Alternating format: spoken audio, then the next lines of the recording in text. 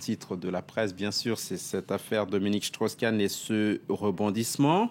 Que disent les journaux ? Alors, on va commencer d'abord par ce que dit le New York Times. Le New York Times qui titre « Dossier Strauss-Kahn compromis » parce que, selon le journal qui cite des sources proches du parquet, les accusations portées contre Dominique Strauss-Kahn sont sur le point de s'effondrer. Les enquêteurs ont découvert des failles importantes dans la crédibilité de la femme de chambre, écrit le journal.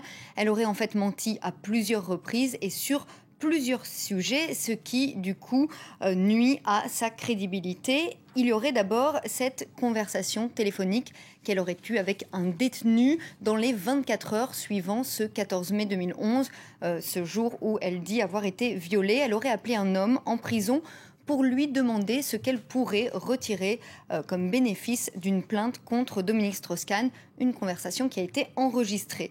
Ce détenu avec qui elle aurait discuté a été arrêté en possession de 180 kilos de marijuana et c'est aussi un des hommes qui aurait effectué des versements sur le compte de cette femme. Au total, $100 000 au cours des 2 dernières années. Elle pourrait donc être liée à un trafic de drogue et à un blanchiment d'argent. Autre élément, Aude-Sophie, elle aurait menti sur son formulaire de demande d'asile aux États-Unis. Oui, alors elle aurait déclaré aux enquêteurs qu'elle y avait fait mention d'un précédent viol et il n'y a rien sur le formulaire. Elle aurait aussi assuré avoir été l'objet de mutilations sexuelles. Là encore, rien. Autant d'éléments qui font que désormais, les procureurs ne croient plus la plaignante. Or, ils avaient beaucoup misé sur sa personnalité, sur le fait qu'elle soit fiable, qu'elle soit sans histoire, honnête. Et du coup, ils pensent peut-être à abandonner les accusations. La presse internationale, bien sûr, s'est emparée de cette histoire. En France, les journaux sont sortis trop tard. Du coup, c'est sur les sites internet des quotidiens qu'on les trouve, sur le site du Monde, par exemple, ou du Parisien.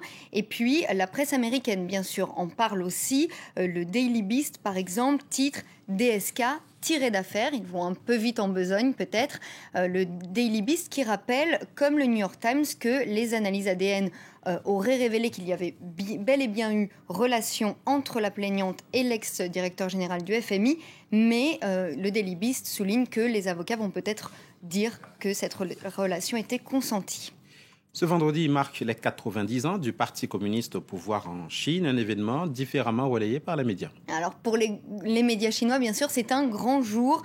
Par exemple, le China Daily, le quotidien chinois en langue anglaise, qui titre Party Time, l'heure de la fête. Vous voyez cette famille sur la place Tiananmen, venue à Pékin pour les célébrations. Et puis en dessous, un article sur la ligne TGV entre Pékin et Shanghai, inauguré ce jeudi. Le fleuron de l'industrie chinoise, nous dit le China Daily. Le quotidien revient notamment sur la visite de Wen Jiabao en Europe en affirmant qu'une nouvelle ère sino-européenne est en train de s'ouvrir. Le chef du gouvernement chinois avait dit sa confiance dans l'économie européenne et dans l'euro. La presse internationale, elle, s'interroge davantage sur l'avenir du Parti communiste. Elle est beaucoup plus critique. C'est le cas, par exemple, du International Herald Tribune qui publie un édito « Grand parti, mais où est le communisme ?» Dans cet article, le International Herald Tribune considère que le parti n'est plus du tout représentatif et qu'il n'a plus la confiance de la population. Le parti a beaucoup changé depuis 1921 et sa création, nous dit le International Herald Tribune. À l'époque, pas question de remettre en cause l'idéologie du parti, son identité ou sa mission. Mais aujourd'hui, les choses ont changé. Le parti compte à peine 81 millions de membres pour une population d'1,34 milliard de personnes, donc un grave manque de représentativité, mais il n'envisage pas de renoncer au monopole du pouvoir. Il s'assure de conserver ce pouvoir grâce à un système centralisé par lequel il nomme à tous les échelons les responsables du pays. Et le président chinois lui-même, Hu Jintao, a admis des difficultés de croissance.